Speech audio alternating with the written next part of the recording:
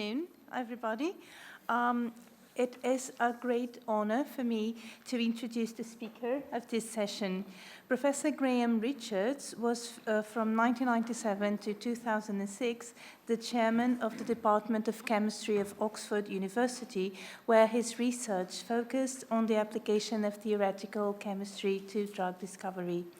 With the vision that universities extend beyond teaching and research, Professor Richards was in several aspects a pioneer in the commercialization of the intellectual property generated by university research. He founded Oxford Molecular, a scientific software company, and helped bring many spin-out companies into existence, generating a sound income for the university.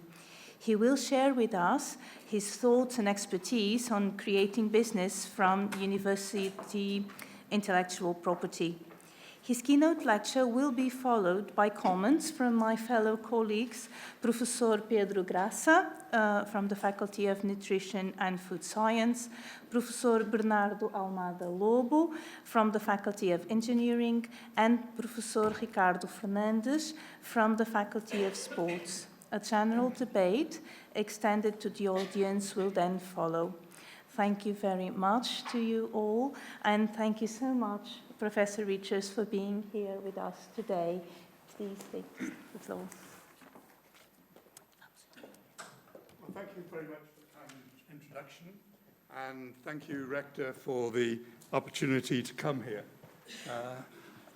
to this lovely city where I've been once before, and interestingly to see how Porto has developed even the time I've been away, and admire the lovely facilities you have here in the university.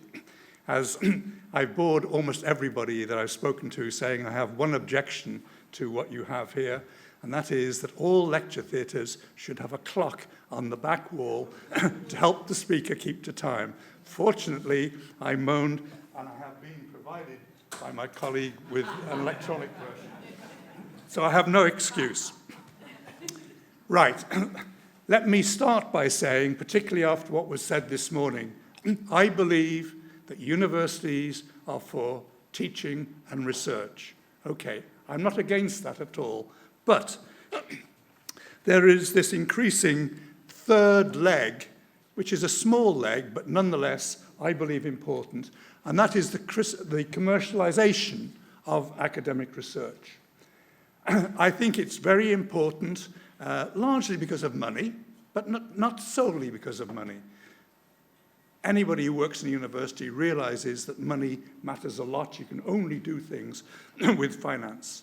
So if this activity is successful, it provides money for the university and indeed for the country. So that is a good thing.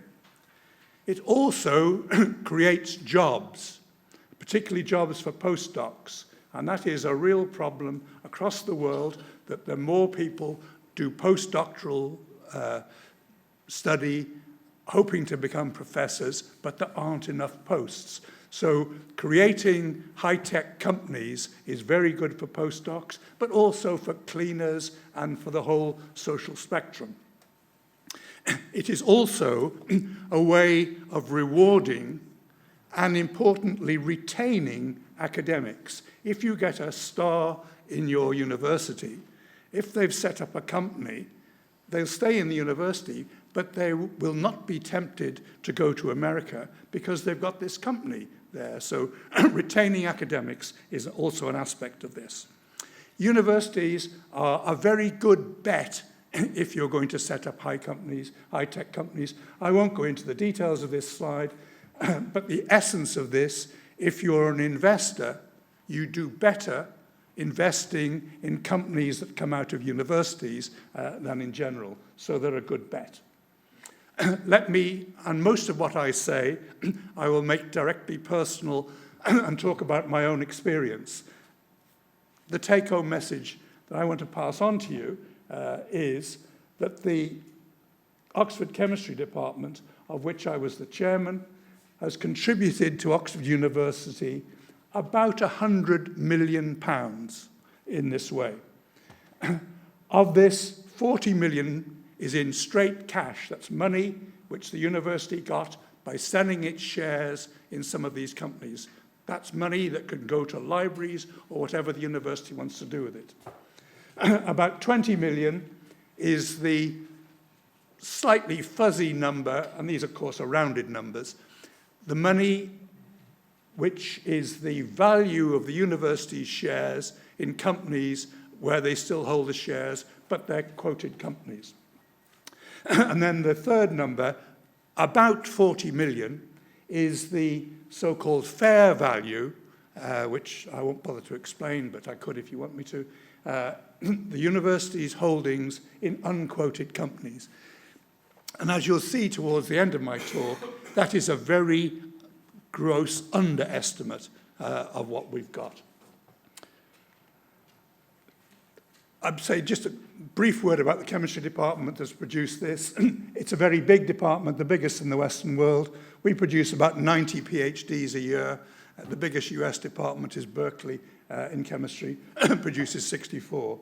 So it's a big department. It's also pretty good, and all the various measures show that it's not just a big department, it's a good one.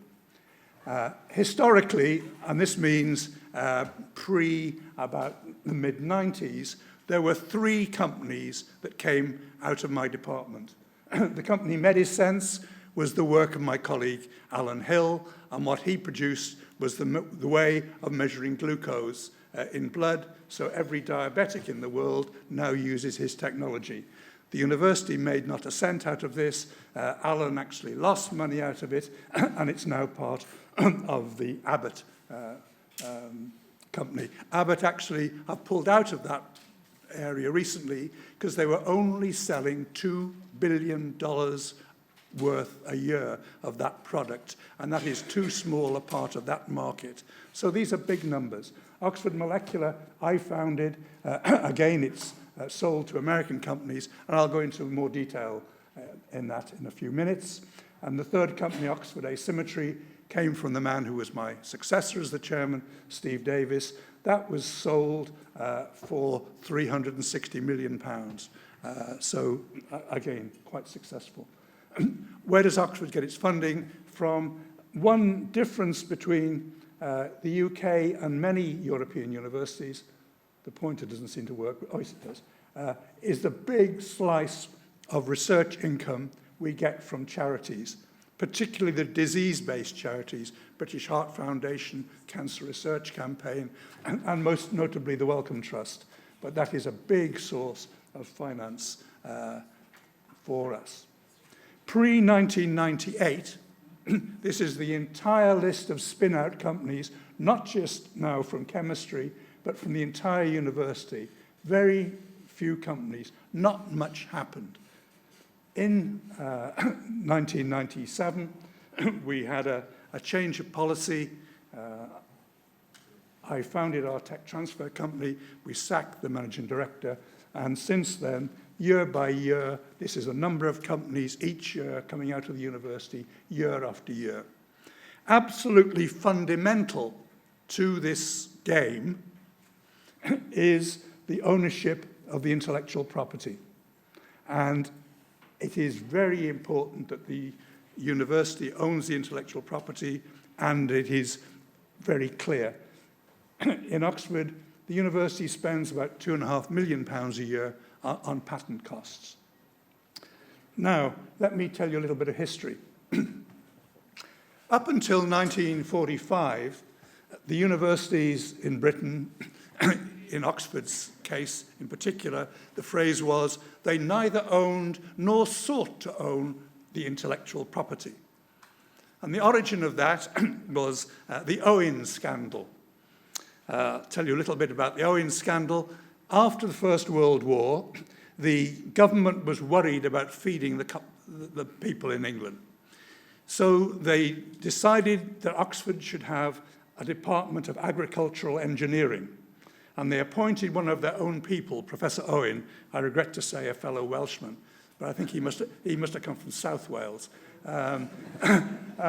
He was made the Professor of Agricultural Engineering, and he designed and patented a device to get sugar out of sugar beet. Unfortunately, Professor Owen was a swindler, and this machine didn't work unless there was someone around the back shoveling sugar into it. The thing was sold to an Italian food company, and in 1924, the university was sued for £750,000, which was an enormous sum of money in that time. The case went on until 1939, and the university got away with 25,000. But as a result of that case, they didn't want to know anything about intellectual property. Next bit of history, again, now 1940. After the fall of France, when Britain was on its own, fighting Nazi Germany, we were again in danger of starving, this time because our food imports were all being sunk in the Atlantic. And so Churchill met Roosevelt, and they had the so-called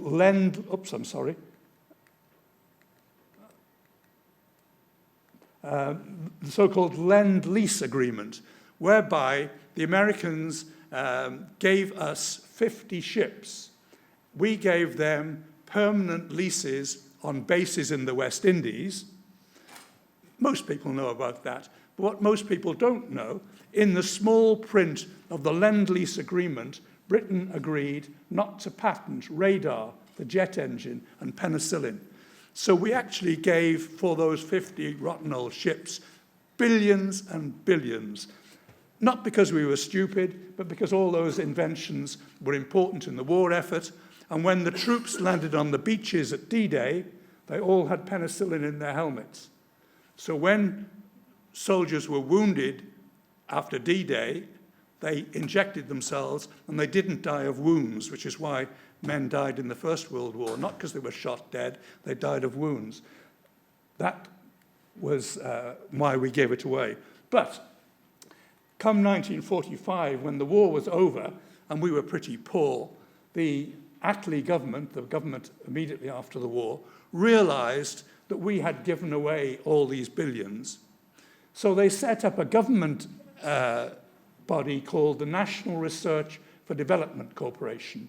And the NRDC, as it was known, owned all intellectual property of any research funded by the government, which meant virtually everything in universities. And in the mid-'80s, when I was sort of associated in this area, I used to go to lectures given by NRDC, and they used to put up a slide, vertical profit, starting in 1945 through to 1985, and the profits just went up and up and up. And everyone said, oh, how wonderful. Here is a nationalized industry that makes a profit. In fact, they were bloody awful, because I'm probably insulting half the people in the audience. They were civil servants. They were not driven by a profit motive.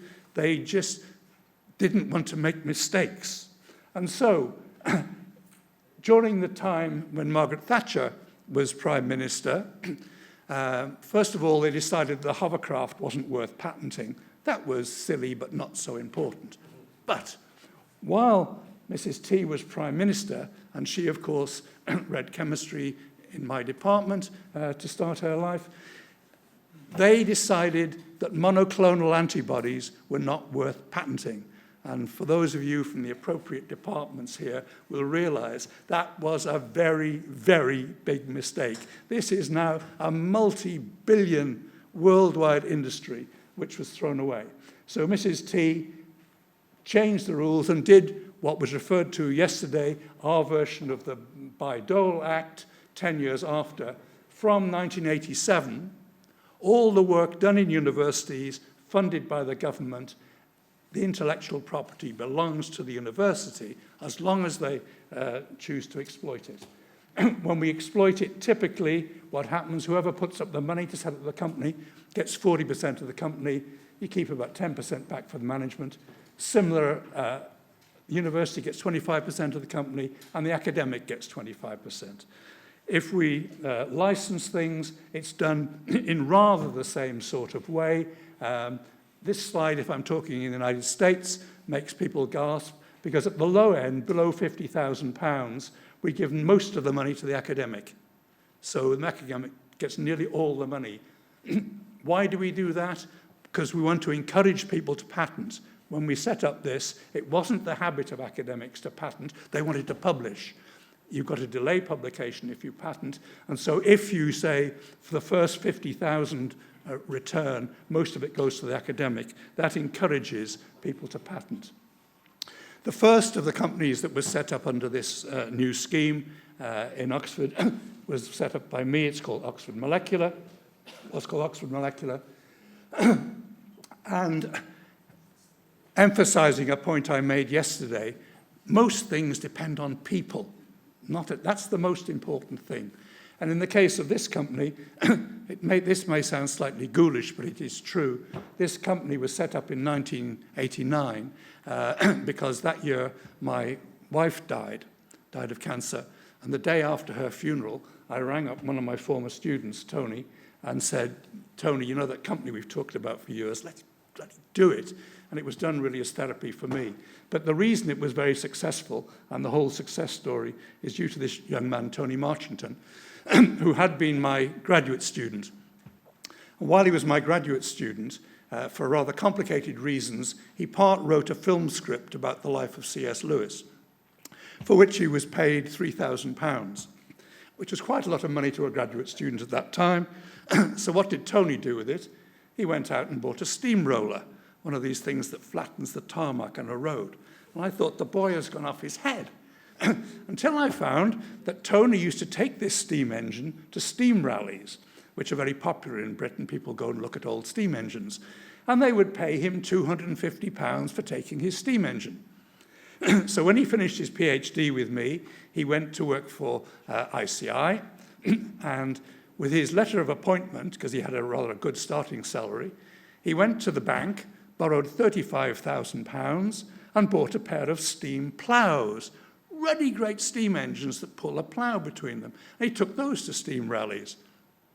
But being Tony, he thought, well, if they're paying me so much money to take my steam engine to their steam rallies, they must be doing rather better themselves. So, age 24, 6 months into his first job, he organised his own steam rally and made £42,000 profit in a weekend. So he was a natural entrepreneur, set up a steam engine company. Steam engines only worked in the summer, so it was a winter when my wife died, and so I got in touch with Tony. We managed to get £350,000 of venture capital to get this thing going, and it grew really rather quickly. We did lots of takeovers in the States. We started off with £350,000 worth of venture capital. We took it up at its height to be worth $450 million. And at one time we had the largest share of the world bioinformatics market, 60% of our sales in America, 400 employees, half of them in the States, and we screwed it up. So we sold it for 70 million, which is rather sad if you look at it from 450 million, but if you look at it from 350,000, it was still quite a good result. Then in the mid-90s, I became the head of the chemistry department in Oxford, and the big thing in my in-tray, I had to build a new laboratory because the old one was not nearly as nice as the labs you've got around here. So I needed a new laboratory. The university gave me the site, but no money. And so I had to raise 64 million to build the building. There is the building, and here's the day it was opened by the Queen. She wasn't very happy by the look of it, but it was quite a good day. Some people might know that what she likes to drink is 50-50 gin and Dubonnet, but she was waiting for her drink, I think, when that was taken. But as I said, I had to raise £64 million. The biggest part of that, I did a deal, and this is not a gift, this was a deal with a City of London bank, whereby they, for 15 years, it's now called IP Group, they get half of the university's shares in any spin-outs out of the chemistry department. And they gave me £20 million for that deal. I have to say the hardest part was getting the university authorities to agree, but as you'll see, the university's done rather well out of it. And out of that, There were various complications, how do you define a chemist and things, but it was all fairly amicably settled, and we have similar arrangements applying to licensing if we license stuff out rather than create companies, which, if the academic isn't prepared to put some time into things, that's the better option. But 6 of my colleagues in the chemistry department have become millionaires out of this, so people are quite keen on companies, as you'll see. Now, I've now got a long session of slides, company after company, that have come out just of the chemistry department. I'm going to flip through these because I'd rather have a chance to talk to you than go on for too long. But I will leave the slides here, so if anybody in the audience wants to look at these things in more detail, each of the slides of the company has its website, and you can learn more about it if it happens to be in a field which is of your interest. Again, the first, having set up that deal, I had to do something with it, and the first of the companies we set up was called Inibox, which is where now in my dotage I have an office and I go to work every day, and this is finding drugs using computers. We're quite excited this at the moment because in the last few months we have produced a novel antibiotic, a new antibiotic, which hits a new target, which could be, it works against gram-negative bacteria, for those of you in that sort of world. It hits Klebsiella and E. coli and the major targets. It works brilliantly at the level of bacteria. We now need some money, which I'm going to arrange tomorrow, to put it into mice and ultimately into human beings. So, flipping through these companies, this is all out of one single department. And I'm doing it this way because it seems to me to be make more sense than just having some global picture. Glycoform, that one, brilliant science, went bust. Scientia, Chris Dobson, who's now the Master at St John's College, Cambridge, again, wonderful work, company's gone nowhere. Pharminox, that is now a public company and is quite successful. Reox, that company got a contract for 14 million with Amgen, so that has done quite well. This company now called Summit was also by Steve Davis. It had an IPO, i.e. it's floated on the stock market. Its market cap, I say, was about 60 million. It's a bit lower at the moment. Oxford Medical Diagnostics was sold as a company before going public. Oxford Catalysts, now called Velocis. This company has wonderful technology to create clean fuels. And so it was a company doing extraordinarily well until the oil price went down. And so now people, you can buy stuff from Saudi Arabia so cheaply that this sort of technology at the moment is not the flavor of the month. It's still, market cap is a bit less than 280 million. And see, in these companies, this university still owns quite a chunk. Now here is the elephant in the room, the one that really matters. And this is the way this sort of thing happens. You create lots of companies, some of them fail, a lot of them just tick along and do nothing special. And then if you are lucky or wise, you get something really good. And this is the one that's really good. It's the work of my colleague Hagan Bailey. This is a way of sequencing DNA with a device the size of a mobile phone. It has raised in 1 or 2 rounds, 145 million pounds has been put into this company. It now has a fair value. This is the number of shares multiplied by how much people paid for the last round of shares. The value of Oxford Nanopore is now over £1 billion. It's still private. An IP group, which is the group with whom I did the deal, of which I was chairman at one time, we own 26% of it. So that is serious money. Oxford Advanced Surfaces, again, this has been floated on the stock market in this way by doing a reverse takeover, and that was worth 160 million. This was a work of Richard Compton detecting what it's trying to do is detect cannabis. More people are killed on the roads in Britain by silly young people who smoked cannabis than who've drunk alcohol these days. But there isn't a breathalyzer that the police can use. So that's what that one's about. This more recently, to get fragrance compounds. Again, Peter Eckwood's materials for high-cost displays.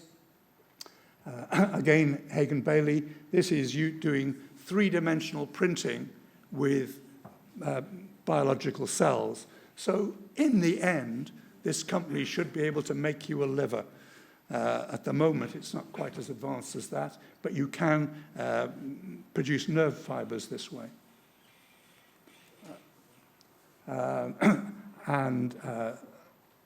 Again, Steve Davis, who's very active in this, he is actually so successful at doing this, as well as being a very distinguished chemist and having these companies, he's now bought 2 of the pubs in Oxford. And finally, the most recent one, the work of Carol Robinson, who's probably the most exciting of my colleagues, who must be a potential Nobel Prize winner, who does the most amazing mass spectrometry work.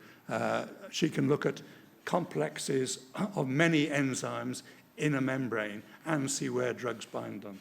I mean, she's a particularly interesting woman. She left school at the age of 15, started as a technician in GlaxoSmithKline Labs. They sent her to Swansea to do a PhD in mass spectrometry. She then became a hairdresser for a couple of years, and then went to Cambridge and did a postdoc, and her work is just fantastic. She is now a dame, i.e. the female equivalent of being a knight. So she's Dame Carol Robinson, a fellow of the Royal Society, really a very exciting person. So that's the list of companies.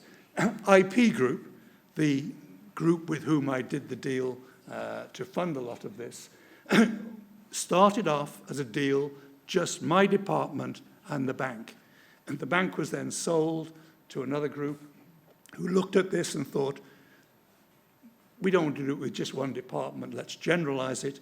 And so they set up a company, it's now called IP Group. We now have deals, not just in chemistry, but in all subjects with the companies, with the universities listed on the slide. And I'm giving you an upbeat message, because I think it's genuinely upbeat, but nothing is without problems.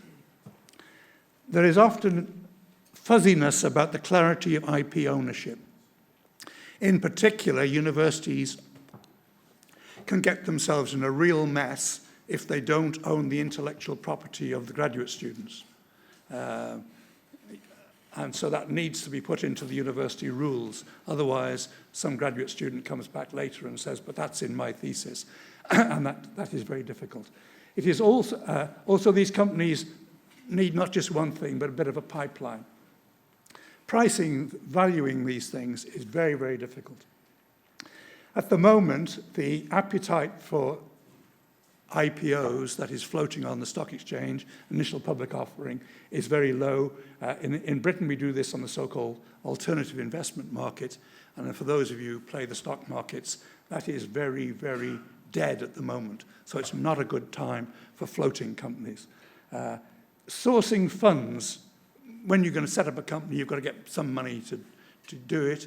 That has just recently got much easier in Oxford. We have a new fund called Oxford Sciences Innovation, which has in the bank £380 million to back spin-outs out of Oxford. And university technology transfer offices are often rather feeble and not the greatest people to deal with. The hardest problem, and it's I seem to as one does. I've had two loony themes while I've been here this last few days. One of them is having a clock, which I've still got my eye on, but the other one is all these things, in the end, depend on people. And so the hardest problem with setting up these little companies is getting the management to run them, because the academics don't run them, the academics stay in the university. Nonetheless, I think, and this is my conclusion, on exactly 30 minutes, it's imperative that universities go down this route to some extent. If you don't, you're mad, you're throwing money away. It helps to have a sort of role model. Oxford Chemistry, as you've seen, and I've been bragging, we've been very successful. One reason for that is that I and Steve Davis have done quite well out of this. So the young academics say, if that silly old bugger can do it, why can't I? And so they'll come up to us in the tea break or something and chat about it. In physics, which is just as big a department, they've produced practically nothing. So these things are cooperative. The more success you have, the more success you get. It makes it easier to have a cluster, as you've got here with a science park. That means things get easier. It can be very profitable and it can be fun. And this company, IP Group, which was set up out of that deal I did, of which I say I was chairman at one time, that company is a public company and it's now worth more than £1 billion. So go to it. Thank you.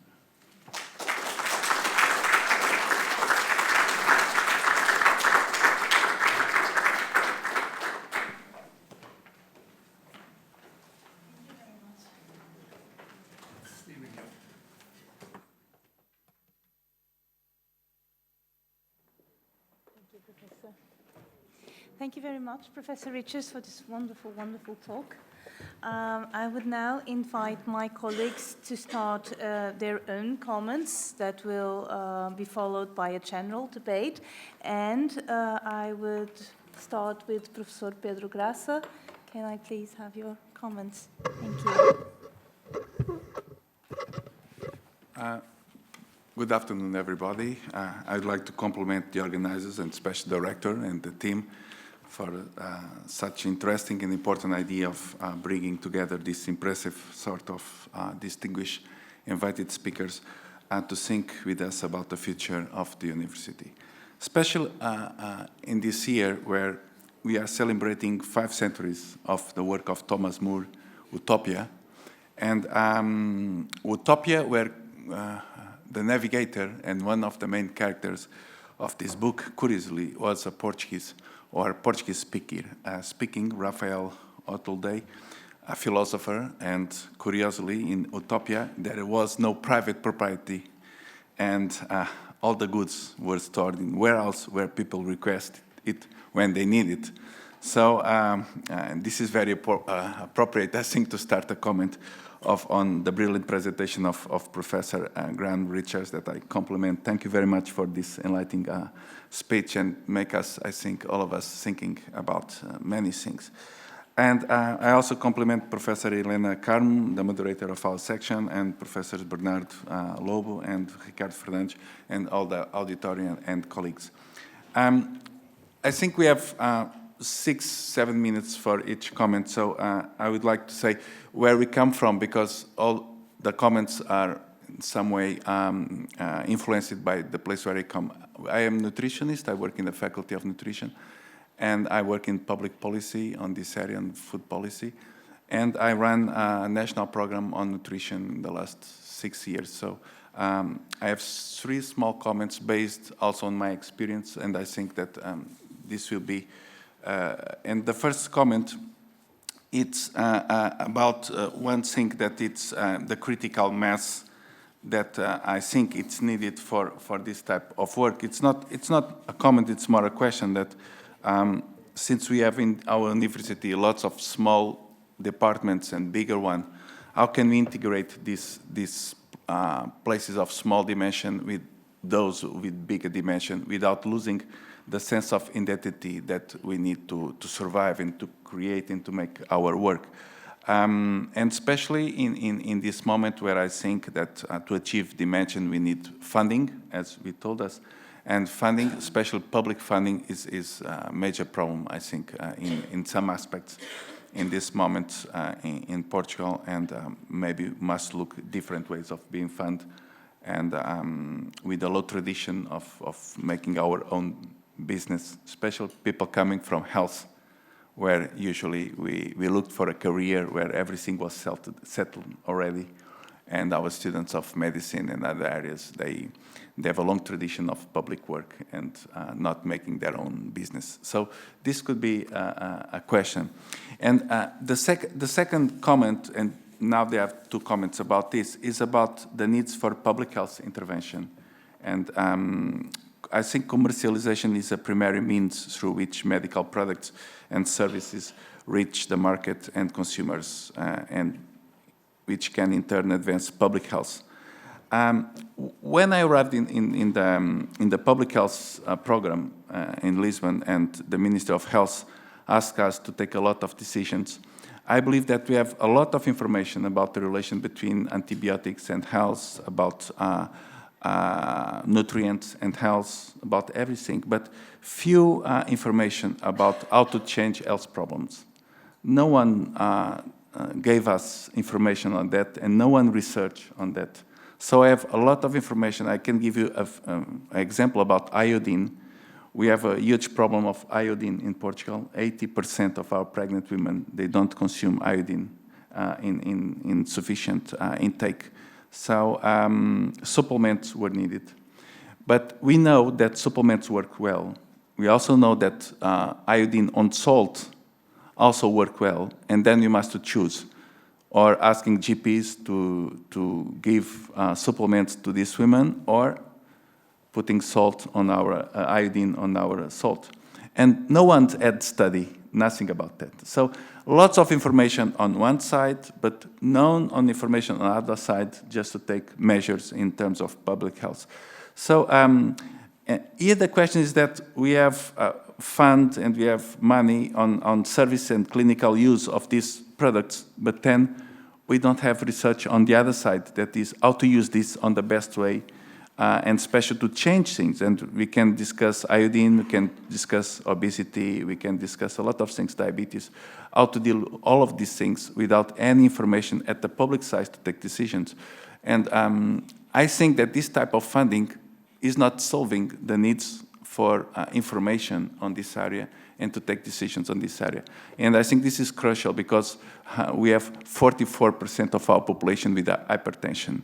And if you look on other areas of health, we are investing a lot of money on drugs to take these questions, and 0.2%, 0.3% on prevention, and asking the best ways to deal with that without any research on this area. And I don't know where we look the funds for that. And for me, as that I must take decision, it's a problem. The third comment, and the last one, is about research results and public trust and action. Several academic commenters and also some research study have noted or found some associations between commercialization activities and the declining public trust in research, especially in the area of nutrition, in food and nutrition. Some say that when there is a link between university research and the industry, the food industry, I think it erodes quickly the notion of trust of public in this relation. And most of the research nowadays made in the area of food and nutrition is being paid by the industry, and this creates some problems. I just give an example because this morning I was trying to find out a good example on that, and I was looking for chocolate because this could be interesting to keep us alive in this afternoon. A research on chocolate, and I found that there was, that chocolate. Just talking about the composition, chocolate is liquor, is cocoa, butter, sugar, lecithin, and vanilla, most of the times. A small bar of chocolate, 44 grams, provides 240 calories and 41% of all the saturated fat we need, and about 5 packets of sugar.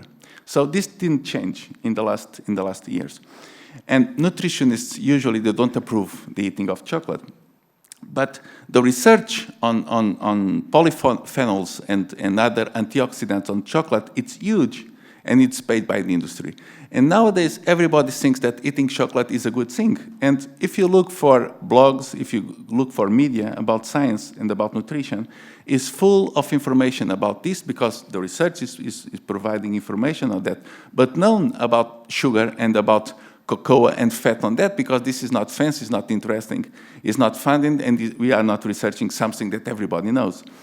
And when you look for, there is a research about what we think about chocolate, and 85% of people that was inquired said that dark chocolate is very good for your health, and I eat it every day. So this is how things will change in 10 years.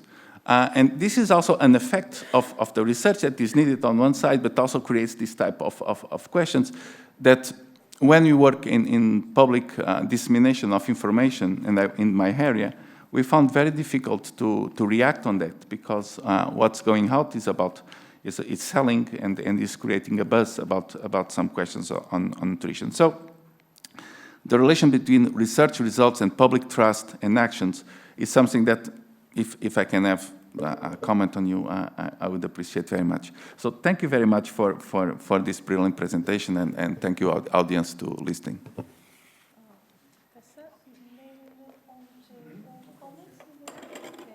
In that case, I will now ask, thank you so much. I will now ask Professor Bernardo Lobo to provide his comments. Thank you. Thank you very much, Helena. I'd like also to congratulate the organizers, and also to greet Professor Richard for his presentation. Those that are involved in management duties, one of the things that we should try to do is to lead people and motivate people. And to motivate people, you should share the vision, you should show some goals, and you should show some carrots. But the carrots should not be big enough. Otherwise, people, instead of being motivated, they will be demotivated. Looking to your presentation, I have strange feelings. On one sense, I'm motivated. On the other sense, I think you showed to us a too big carrot or too far away. But reflecting a little bit of the steps we've been doing here at our university, I believe we are in the right direction. In different types of entities with different types of modes of commercialization. And actually, my first comment will be about these different modes of research commercialization. I'm glad that we can call this session research commercialization. Some years ago, we'd call it third mission. We could not talk about commercializing, making money out of research. Now, after your presentation, I think we all be more comfortable talking about making money out of research. This is what, in one part of the third mission, we are talking about. So there are two modes of commercialization. And I think that you have mentioned pretty much just one type of mode, but correct me then if I'm wrong. So we have a kind of supply push mode. In production planning, we call this make to stock.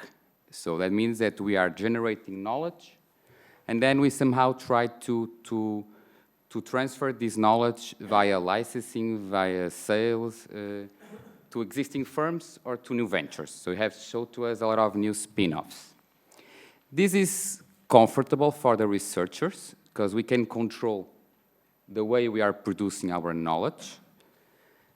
On the other hand, anyone that produces to stock knows that there are holding costs, and there is this perishability phenomenon, and we might never find our customer to the papers, to the research, to the patents that we are producing. A lot of the things that you have discussed, it seemed to me, because also of the way you were controlling the IP, has to do more with this make-to-stock flow. On the other hand, we have this demand pull mode of commercialization that I don't think you have referred, in the sense that you make to order. You have some company that is going to challenge some department, some research institute, about some research contract, and you have these industrial actors challenging the research community to generate a knowledge for a specific problem. In some sense, you might bring arguments against it in the sense that you lose all that freedom that researchers like. On the other hand, you have your research agenda somehow streamlined, but you might be contaminated by industry. So there is always these two sides of the coin, even though currently I believe that there is this third option that is a hybrid make to order, make to stock. So you try to integrate everything in a holistic way to have production of knowledge and generation and transfer of knowledge in a nice way. But my question to you is really regarding the make to order, so the demand pool. How do you actually, are you able to control the IP? And how are you able to find the right people with the right skills within university to deal with these research contracts? Because when you have a make to stock, you separate completely the researcher, if I understood, from the manager and from the businessman. When you have contract research, you need, within the same person, you might need two profiles. Someone that is interfacing with the company at the same time thinking about the research agenda. So this is the first topic. The second comment I'd like to hear from you is about people. I also agree with you.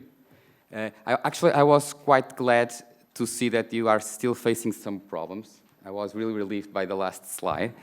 But those 7 problems that you have raised, 5 or 4, has to do with capital, investments, and so on. And you put one about management, about people.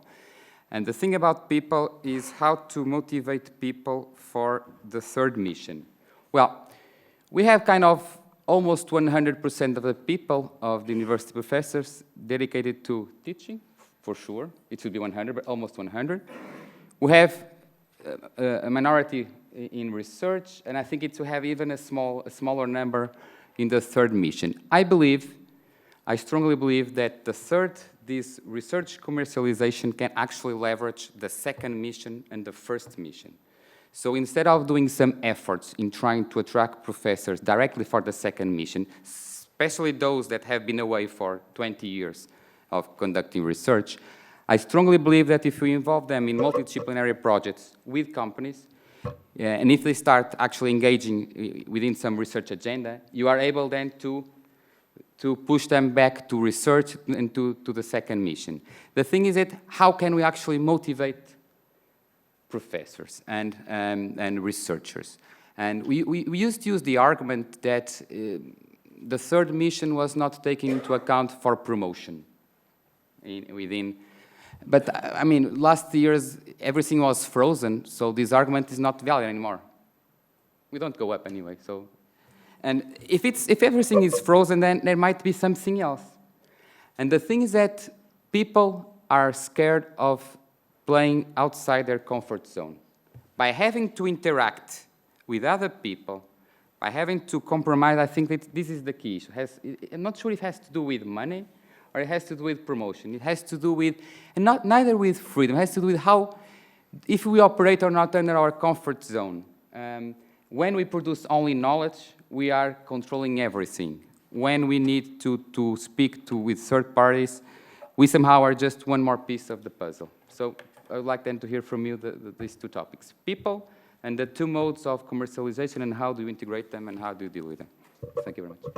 Thank you very much, Bernardo. I would now move on to our third comment from Ricardo Fernandes from the Faculty of Sports. Thank you very much. Thank you.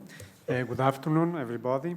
I'm delighted to be here at this Congress, University of Porto 2016, Seeking the Future, and the comments, the talk of Professor Richardson, such a distinguished speaker. So thank you, Mr. Rector, Professor Sebastião Feio de Azevedo, for the invitation, and to the rectoral team for the friendly environment. The first thing I want to say is that this topic goes beyond my actual knowledge, and I was really amazed by the importance that commercialization of academic research can assume at a university. I know that my background is not in economics and in business, but even so, I have some experience other than teaching and researching, namely at the Porto Biomechanics Laboratory. So, dear professor, dear audience, when at this Congress we are centering our attention at the goal of the universities, when we ask, we discuss, we propose which should be the university mission, let me rephrase the question and ask your opinion. If teaching and researching should be seen as complementary tasks, should academics also be prepared to deal with a very demanding area to which most of us do not have really the education, the commercialization of academic research, or should the university hire specifically prepared personnel? I understood from your presentation that at your level, of course, we need to have very well-prepared personnel, but for us, and I need to highlight the words of Bernardo, if in Portugal we don't have money to replace people that are retiring from the universities, we cannot open places, will we have the money to allow these people not from academia to enter and to prepare this kind of approach? Maybe this can provoke a social dilemma between people that are conducting the universities. Another main doubt of mine is related with the structure of the departments within the faculties. As you all know, usually they are idealized based on teaching and research areas. When we are trying to valorize a third aspect, for instance, the commercialization of intellectual property, will academia maintain itself faithful to the two traditional pillars, research and education, or it would exist, due to the funding problems, a tendency for restructuring departments, aiming mainly for profiting and forgetting the true purpose of producing knowledge at the universities? Lastly, because I don't want to repeat the questions of my colleagues, we know that research should be independent of all political authority and economical power. By creating spin-outs, and you have given us an excellent examples of that, is it easy to maintain this purpose? Let me use a comparison with my area, sports. In business, is it not like in football, for instance, in the final of a European or World Championship, to kill or to be killed? Thank you very much. Thank you very much. I would now ask Professor Graham Richards if he could answer some of the topics. Thank you. Right. Let me start by saying that all those companies I listed up there all came out of blue skies research. No one was ever hired or directed to do commercial things. And some of my colleagues do things which one can't see how they could conceivably be ever commercial. But my experience also is, although academics on the whole, the reason we are academics is they want to increase knowledge. But they are not averse to the idea of that knowledge becoming commercial. One of my most unworldly colleagues in Oxford, a good friend, was a number theorist. And you couldn't get anything more obscure and impossible to commercialize than number theory until the code breakers needed them. And suddenly, and so he didn't change the work he did. And my chemistry colleagues, my shining example of Oxford Nanopore, which is the really valuable one, the academic doing that was just trying to produce a method to detect and analyze one single molecule of anything with a nanopore. Had no idea of doing this for DNA. But once it was clear that this technique of his worked, then other people could come and talk to him and say, well, why don't you try this? I have to say, in that case, I thought it was a particularly difficult example they'd chosen, and it was against my advice and how wrong I was. So I'd like to emphasize that this third leg or third way, whatever you like it, should not in any way influence appointments of people, retention of people. They should be done, that should be done purely on the quality of their research judged in the traditional way. But I think it is remiss if you don't look at what's going on and say, can this be made commercial? As I've said, in all those cases I put on the board, in no single case did the academic leave the university and become a businessman. We had to find someone else to run the business. The academic would be on the, can be a real nuisance because the academic wants to keep, I've got another idea this week and wants to change it. Once you've got a company going, you can't be changing what you're doing every 6 months. So the ideal position for the academic is to be the chairman of the scientific advisory board, which has no power, but can nonetheless help, but not interfere. When we set up Oxford Molecular originally, I was a non-executive director, and that was all. My former student, Tony, was the one who ran it. And as I've mentioned, finding those people, I spent quite a lot of time at Stanford in California, and I mean, that is in a different league from us. One of the reasons things are so successful there are people who've done it time and time again. I said that Oxford Molecular, in the end, we screwed it up and sold it for 70 million rather than the 450. What was the mistake we made? It was keeping my wonderful student, Tony, as the CEO. He was brilliant when we started off with 3 people. But by the time we had 7 sites in the United States and 400 employees, you require a different sort of management. It's a classic mistake. And we actually realized it was a mistake at the time, but the people who were backing us in the City of London were making so much money out of us, they wouldn't let us change anything. But that was an error. But what they have in California in particular is people who know they are the guys to take something from nothing to 25 employees. Then you pay them off and bring some different management in. And when it gets up to 250 employees, different people again. And so having a culture like that is a big help. Question of demand pull and research contracts. Universities just doing contract work for industry. I think that's a pretty miserable way of making money. You know, if you're poor, you've got to do what you can to bring money in. But it is not a way of creating a lot of cash.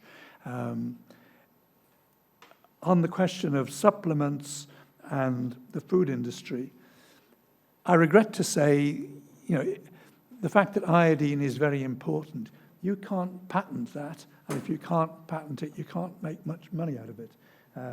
Sadly, that is not... it doesn't fit in with this sort of paradigm. Now, you could set up a company to make buns with iodine in, but that isn't very difficult. There's no multiplying factor, such as you get when you've got some clear intellectual property with patents that you can either develop yourself or go to a bigger company. Quite a lot of these sort of little companies produce things in the healthcare area. But what you do then is sell them on to GSK or Merck or someone like that. I can't stress too strongly how much in this particular game having formal intellectual property in the shape of patents is absolutely crucial.